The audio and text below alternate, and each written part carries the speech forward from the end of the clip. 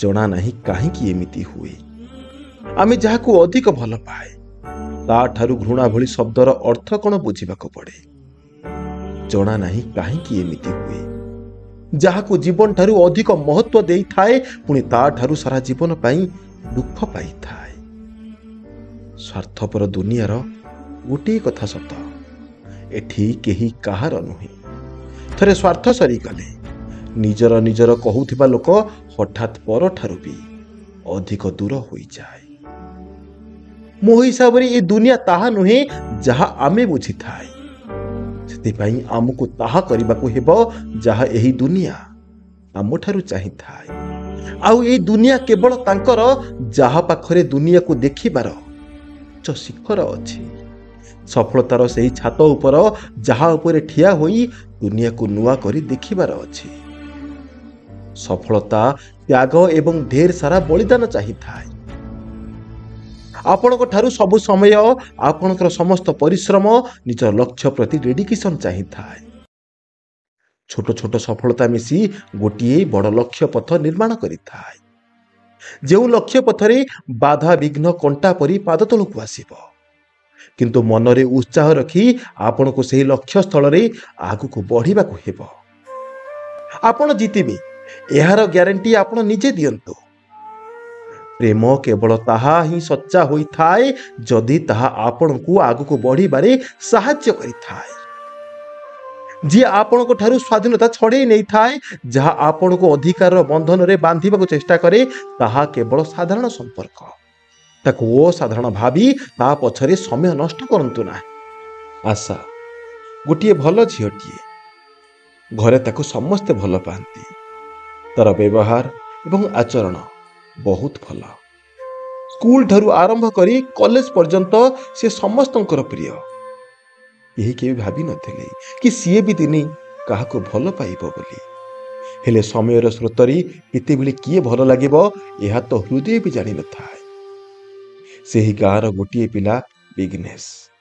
ଦେଖିବାକୁ ଯେତିକି ଭଲ ତାର କଥାବାର୍ତ୍ତା ମଧ୍ୟ ସେତିକି ଭଲ। ବିଘ୍ନେଶ ଆଉ ଆଶା ଭିତରେ ଏମିତି ଦେଖୁ ଦେଖୁ ଭଲ ପାଇବାର ସମ୍ପର୍କ ଗଢ଼ି ଉଠିଲା। ଦୁହେଁ ଦୁହିଁକୁ ବହୁତ ଭଲ ପାଇଲେ। ସବୁବେଳେ କଥା ହେବା ଦେଖା ହେବା ଏପରି ଚାଲିଥାଏ। ଝିଅଟିର ପରିବାର ମଧ୍ୟ ବିଘ୍ନେଶକୁ ଗ୍ରହଣ କରିସାରିଥିଲେ। ପ୍ରେମର ସମ୍ପର୍କ ଏପରି ହୋଇଥାଏ ଯାହା ହୃଦୟରୁ ଆରମ୍ଭ ହୋଇ ଆତ୍ମାରୁ ନିଜର ହୋଇଯାଇଥାଏ। ସାଙ୍ଗସାଥୀ ବାପା ମାଙ୍କ ଠାରୁ ମଧ୍ୟ ବଡ଼ ସେହି ପ୍ରେମର ସମ୍ପର୍କ ହୋଇଯାଇଥାଏ। ହଜାର କଟୁ କଥା ସହିବା ପରେ ମଧ୍ୟ ସେହି ସମ୍ପର୍କକୁ ଛାଡ଼ି ହୁଏ ନାହିଁ। ଭଲ ପାଇବାଟା ପାପ ନୁହଁ ଆଜ୍ଞା, କିନ୍ତୁ ଯଦି ଭଲ ପାଇବାଟା ଭୁଲ ମଣିଷ ସହ ହୋଇଯାଏ ତେବେ କଷ୍ଟ ଭଲ ମଣିଷକୁ ହିଁ ଭୋଗିବାକୁ ପଡ଼ିଥାଏ। ଏମିତି ଦେଖୁ ଦେଖୁ 2 ବର୍ଷ ହୋଇଗଲା। ହଠାତ୍ ବିଘ୍ନେଶ ଇଗ୍ନୋର କରିବାକୁ ଲାଗିଲା। ଆଶା କିଛି ବୁଝିପାରୁନଥାଏ। ଯେ ଦିନକୁ 20 ଥର କଲ୍ କରୁଥିଲା, ଏବେ ତାକୁ କଲ୍ କଲେ ମଧ୍ୟ ତାର ଇଚ୍ଛା ହେଲେ ରିସିଭ୍ କରୁଛି, ଆଉ ତାର ଇଚ୍ଛା ହେଲେ କଥା ହେଉଛି। ଟିକେ ଟିକେ କଥାରେ ରାଗି ଯାଉଛି, ଛାଡ଼ି ଦେବାର ଧମକ ଦେଉଛି, କଷ୍ଟ ଦେବା ଭଳି କଥା କହୁଛି। ତା କଥାରୁ ଏମିତି ଜଣାପଡ଼ୁଛି ଯେପରି ତାର ମୋ ଉପରୁ ମନ ଭରି ଯାଇଛି। ଏବେ ସିଏ ସାଇଡ୍ ହୋଇଗଲେ କଷ୍ଟ ତ ନିଶ୍ଚୟ ହେବ, ହେଲେ ଜୀବନରେ ଆଗକୁ ବଢ଼ିବାକୁ ହେଲେ ଏସବୁରୁ ବାହାରିକି ଚାଲିବାକୁ ହେବ। ଜଣେ ଭଉଣୀ ତାଙ୍କର ଏହିସବୁ ଦୁଃଖ ଗୁଡ଼ିକୁ ମୋତେ ଜଣାଇଥିଲେ।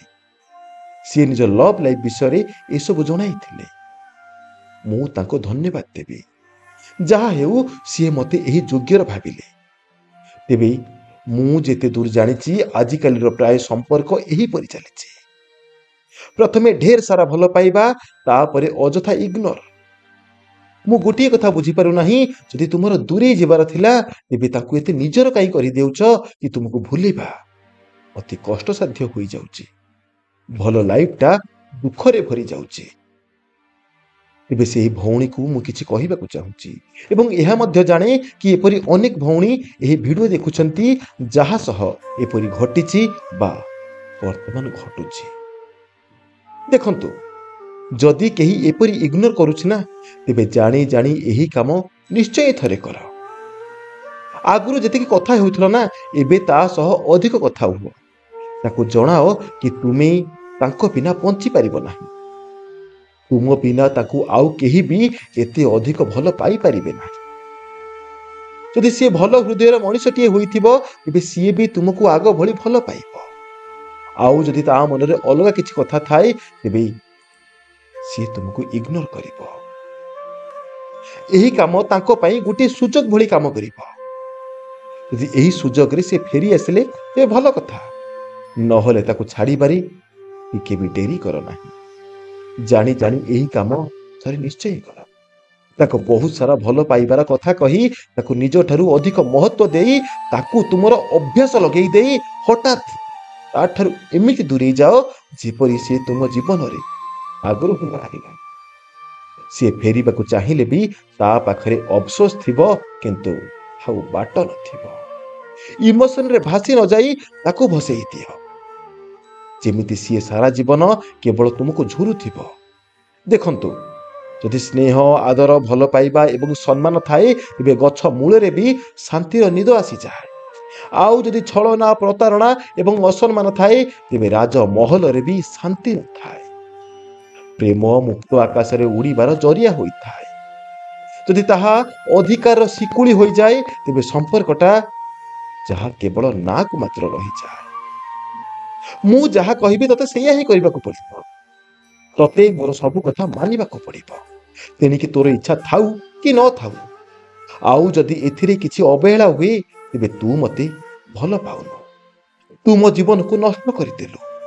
मु आगुरे भलरे थेली एबे तो पई कष्ट रे अछि।